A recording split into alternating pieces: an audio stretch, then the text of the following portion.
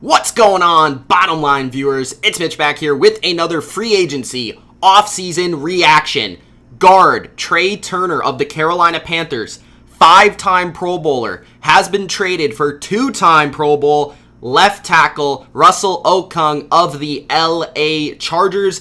I'm going to break down this move, what it means for the Panthers, what it means for the Chargers, what it means for the landscape of free agency, the offensive line market, and more. But before I do, guys, make sure that you do Gronk Spike the like button, and if you haven't already, subscribe to the Bottom Line View for more NFL videos, NFL free agency reactions just like this. Comment your opinion. Let me know what you think about this move. Do you love it? Do you hate it? Are you just in the middle? Are you a Chargers fan? Do you really like getting a new guard in there, a fresh young guard that signed kind of long term? If you're a Panthers fan, what do you think of the direction of the team right now? Do you think Russell Okung was the right move, the right direction to go? And do you think he's going to massively upgrade this offensive line? So I think this move is interesting from a lot of different angles, like many different angles. Let's go team by team. Let's start with the one that I feel like is a little less complicated, and that is the move for the LA Chargers, right? I think it's a little more obvious, their direction, but both of these teams are in rebuild mode, sort of. Retool mode, rebuild mode, whatever way you want to put it, because both teams are looking at the future, how they can get back to being a contending team. And specifically with the Chargers, I mean, we know that they're getting rid of their quarterback. When it comes to the Panthers, we don't know. Are they staying with Cam Newton? I mean, they've said that they're staying with Cam Newton, but they can say stuff, and sometimes it could go a completely different direction. Maybe they trade him. Who knows? If they keep Cam Newton, it's interesting. We'll get into that. But from the Chargers' perspective, you look at first who the head coach is. I mean, the head coach is Anthony Lynn. Anthony Lynn was made famous. You know, he was a running back in the NFL. He then went to Buffalo as a coach, or he was a coach a lot of places before that as a running back guy, a running back coach. So he loves running the football. Really, with Phillip Rivers, Keenan Allen, Mike Williams, Hunter Henry, they've been a pass-first team. Now, Melvin Gordon is a free agent, which makes this even more interesting. Austin Eckler is a great pass catcher, which I think makes it very interesting. So you got to look at it in different directions. Anthony Lynn is a run-first guy. Anthony Lynn his expertise is running the football, is scheming up ways to run the football. That's why he became a head coach, part of the reason at least, a good part of the reason.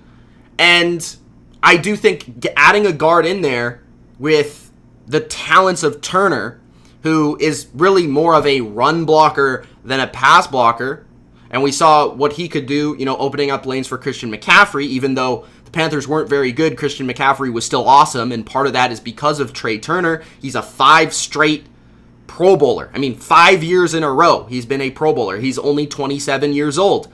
He's played 13 games, though, 3 seasons in a row. So for both players, there's injury concerns. We'll get into Okung when we get there, but with Turner, he has had his fair share of injury concerns as well. Like, he's missed a decent amount of games every season. He hasn't played 16 games in a row in a few seasons. I want to say 4 or 5 seasons has been the last time he actually played a full season. So he does tend to miss some games, the same as Okung. But Turner, it's really hard to find just elite offensive linemen that are in their 20s. You know, Turner is 27, and last year he didn't have his best year.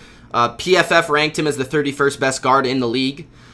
That's per PFF. Other years he's ranked as an elite guard.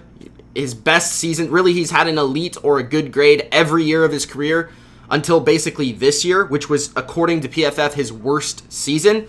I could see that. I mean, he didn't have Cam Newton for the whole season, so that could maybe hurt a guard. It makes them look worse than possibly they could have if they had a better quarterback.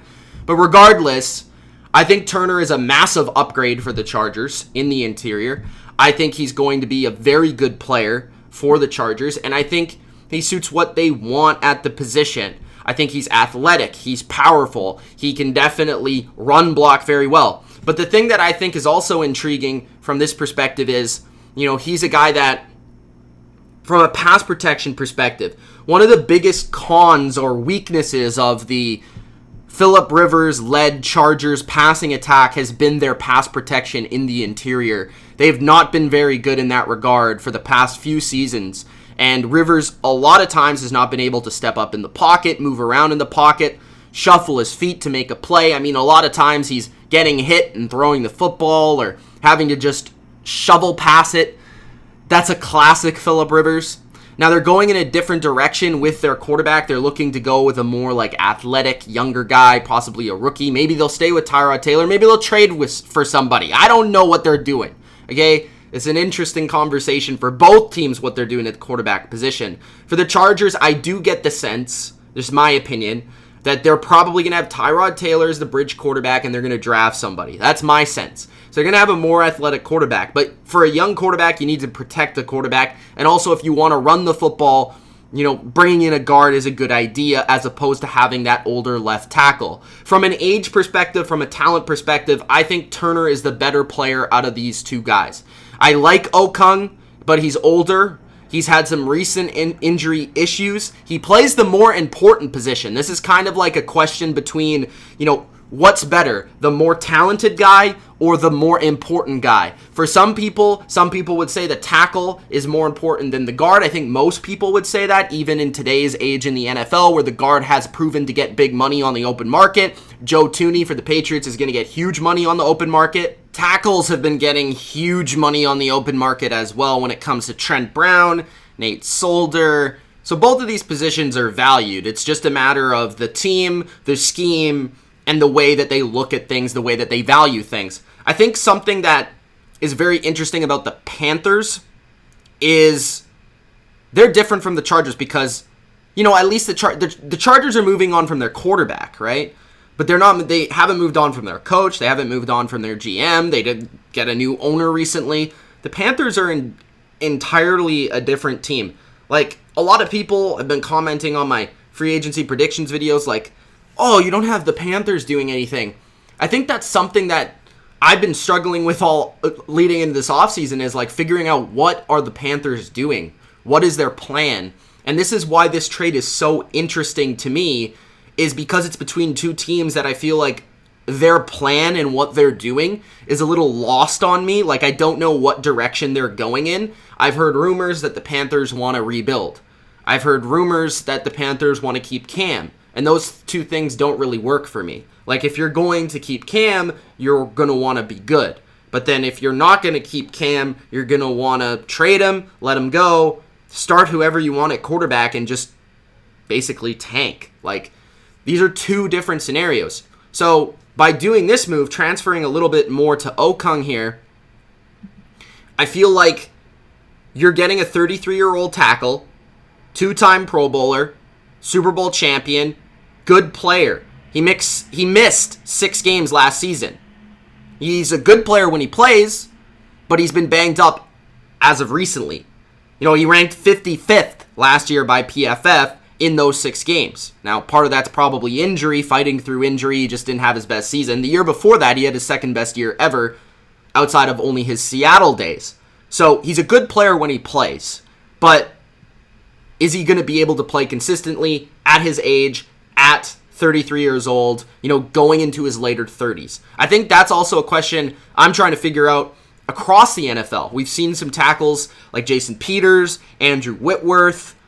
There's a couple others that don't come to mind, but these guys have been playing later into their 30s, like Whitworth and Peters. They're 38 years old. So if Okung, he's had a little bit more injury issues. Jason Peters has had some injury issues as well, but he's borderline Hall of Famer. Okung's a good player, but it's an interesting question. Is tackle the next position where we're looking at this position being a position of age, of experience? Because a lot of times in college nowadays, these players aren't the same type of prospects coming into the NFL. They're not immediately great.